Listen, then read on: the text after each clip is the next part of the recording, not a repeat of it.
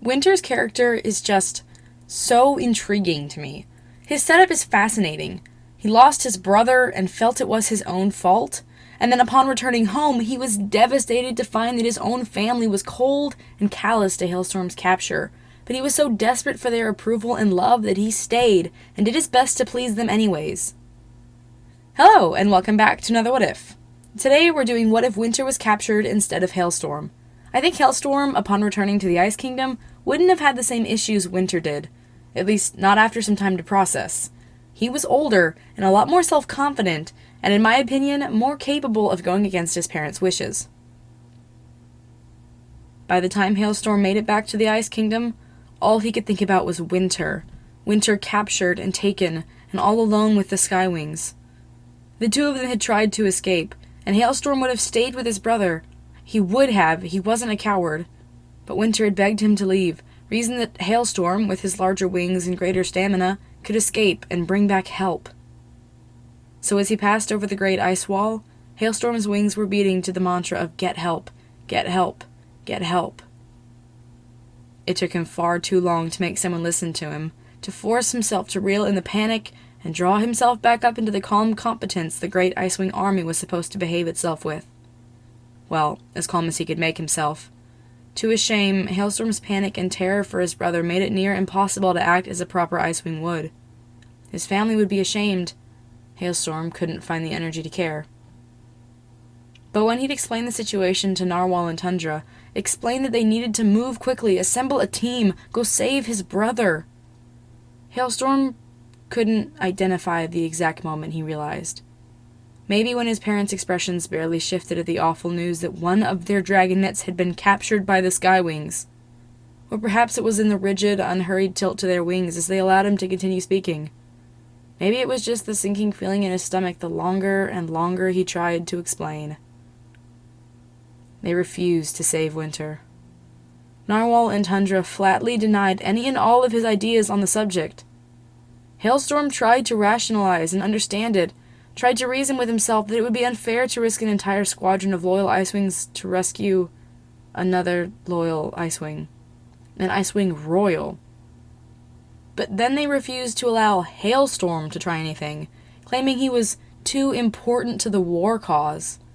That was when he'd lost his composure, shouting that if he was so important, then why wasn't Winter?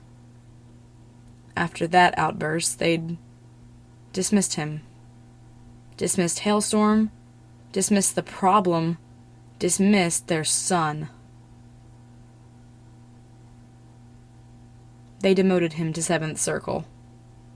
A month ago, Hailstorm would have cared. A month ago, he'd been comfortable in his life, confident that his elders were wise and just, that the ranking reflected the aptitude of their dragonets, that it was a way to keep them on track. Now, Hailstorm couldn't bring himself to care. There was no shame, at least not because of where his name was carved into a wall of ice. The shame of leaving his brother? It tore at him, gripped him in icy talons, and refused to let go. Hailstorm clung to the hope that his parents could be overruled. Queen Glacier heard about Winter's disappearance. Their training masters heard. The generals who were so anxious to have Hailstorm swear to them as soon as possible heard. And yet, none of these dragons, who Hailstorm had so long held in the highest esteem, none of them seemed to even care. Icicle, their own sister, didn't seem to care. Hailstorm wondered what they would think if it were him who'd been captured, and not his less popular younger brother. He realized that the dragons he'd spent his entire life idolizing were cowards, and hypocrites, and liars.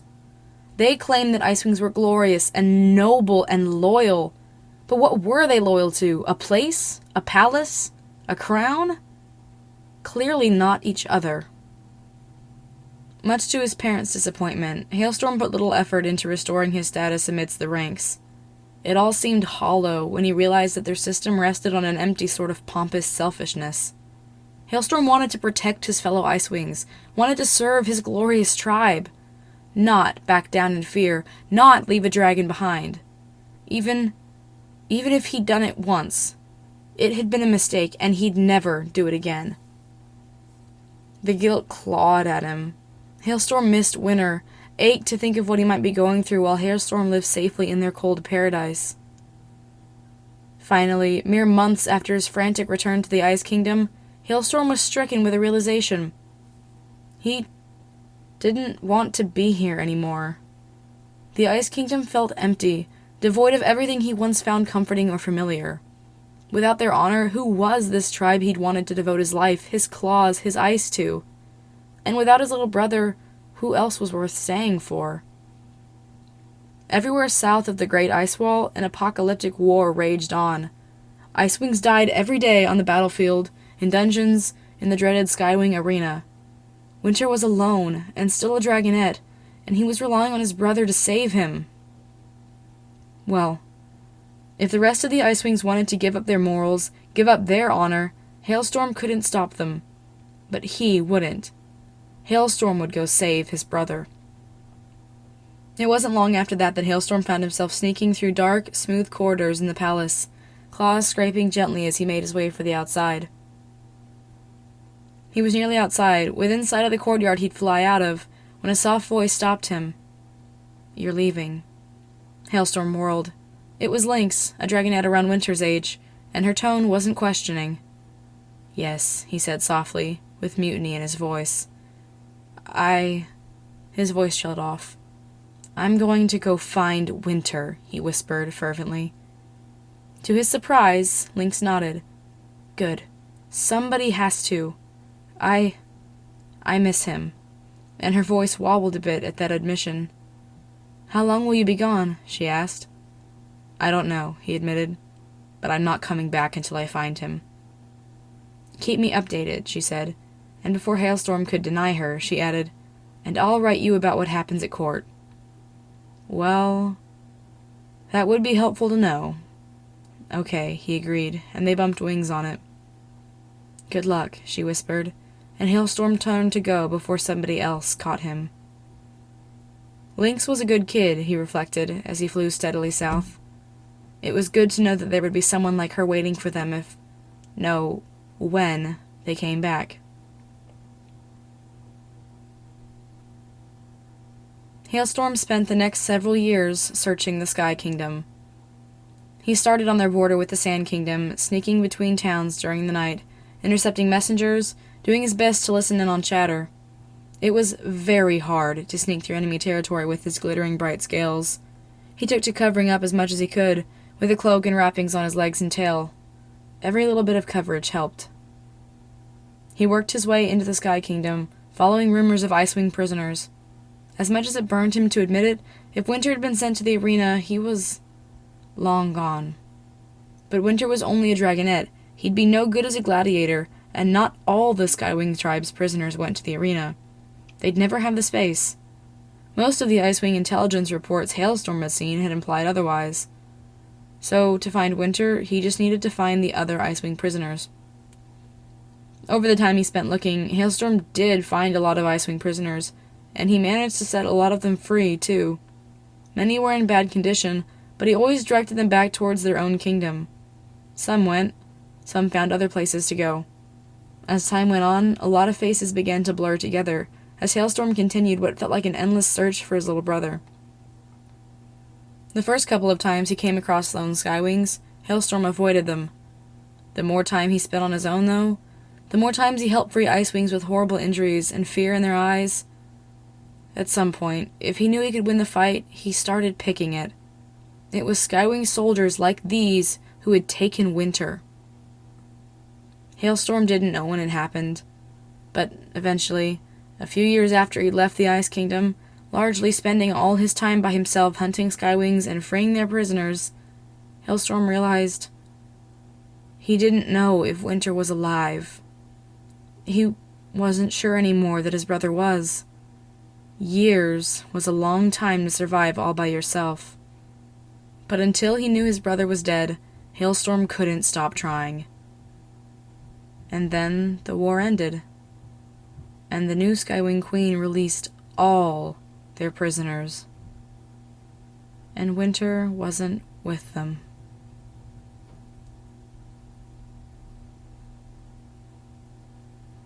Hailstorm had never stopped writing letters to Lynx.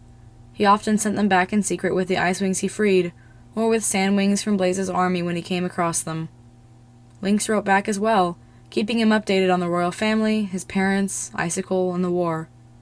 Even once the war ended and Hailstorm was forced to give his brother up as lost, Lynx kept sending him letters. Hailstorm would never admit it, but it kept him sane. She was the only dragon from home he ever talked to. He didn't know if he could ever go back. Didn't know if he'd want to without Winter. There were cities popping up all over the place. Hailstorm was toying with the idea of settling down.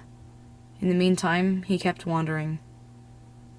Sometime later, though, Lynx sent him a letter from a different place. Jade Mountain, not far from where he was staying now, where she claimed she was part of a group of Icewings sent to a school there. A group including Icicle. Hailstorm hadn't seen his sister in a long, long time. His memories of her were so cold, so stiff, and stilted. But maybe she'd changed, and perhaps he missed her just a little. So he wrote Lynx, then made his way to Jade Mountain for a visit. The tall, scarred Icewing who'd come to visit Lynx. Well, if Moon would ever describe an Icewing as dark, he would be the one. He didn't look much older than them, but he looked like he'd seen a good deal more of the war, and his mind sulked in a kind of constant, ripping pain that made Moon's talons ache and her heart hurt for him. Rumors flew about him. He and Icicle had had a pretty terse reunion upon his arrival. Moon saw in his mind that it wasn't what he'd been hoping for from his sister, and he spent the rest of his time trailing Lynx, evidently catching up with her. Moon and Keebley had talked about him quietly, in corners, wondering if he had anything to do with her prophecy, exchanging everything they could find out about him, Moon sharing what she could glean from his mind, though he was remarkably closed off even in his own thoughts, and Keebley sharing what he gleaned from his tone, his movements, who he talked to, and what he said. And eventually, Moon made the connection. Hailstorm was looking for someone. Or he had been. Someone close to him, named Winter, who he'd lost long ago. Shame and guilt and grief racked his thoughts. Not all the time, but enough that Moon noticed. And Icicle, Hailstorm's sister, had dreams of a brother and a fiery queen and restoration. Hailstorm and Icicle had lost a brother, Moon realized, and both of them were willing to do terrible things to get him back. Moon caught glimpses of it on occasion. The looks Hailstorm would shoot at Skywings, studying their claws and wingspan and cataloging their weaknesses. How Icicle stared at the Dragonets of Destiny, stared at everyone. Those two were trouble, of different kinds, and caused for different reasons. It was after the incident with the Mudwing head, and Queen Scarlet's threat, and Icicle's flight. Hailstorm was preparing to leave, though Moon didn't know why. He didn't know why. Moon and Keebley, almost on the spur of the moment, chased him down, and explained to him what Moon had heard from Icicle's mind as the furious Icewing fled. "Winter's alive," Moon blurted, Keebley hot on her tail as they followed the larger dragon. "What?" Icicle hissed, whirling. His eyes were wide, his wings tense. He couldn't decide whether to be shocked or suspicious. "How do you know that name?" Keebley and Moon explained the mind reading, trippingly. And after they calmed Hailstorm down again, Moon told him that she knew where Icicle was going, and if they could find her, they could find Scarlet. And, as Hailstorm growled, make her take them to Winter. The hope that blossomed in him, despite the shock and the suspicion and the sadness over Icicle, was painful in its intensity. It lit Hailstorm up, revealed the glimmers in the cracked ice of his mind. From there, it was to the rainforest, and then to the Nightwing Island. And they found Icicle, and Moon made a drawing of a mountain peak, and they traveled to the Talons of Peace to find a Skywing, since even Hailstorm couldn't identify the shape of the mountain. And from there, they met Pyrite, a flitting little Skywing who annoyed Hailstorm to no end. And then, suddenly, they'd found Winter. He'd been trapped in a prison none of them had ever fathomed, that of another mind, another body, another life. But when he'd been freed, looking out on the world through his own blue eyes for the first time in years, blinking in shock, Hailstorm had folded him into his wings like it was the most natural thing in the world, and for some time, the only thing Moon could hear from their minds was the sound of love and wholeness. And that'll conclude today's What If?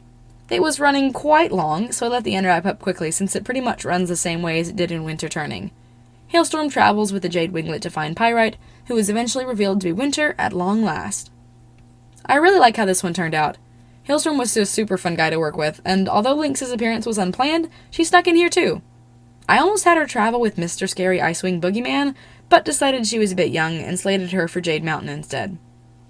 Anyways, what do y'all think might have happened if Hailstorm had escaped and Winter had been captured?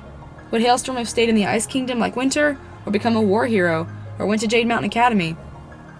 As always, remember to check out the description for links to my socials and to see more art. If you enjoyed this video, be sure to drop a like or a subscribe. Thank you so much for watching, and please have a blessed week.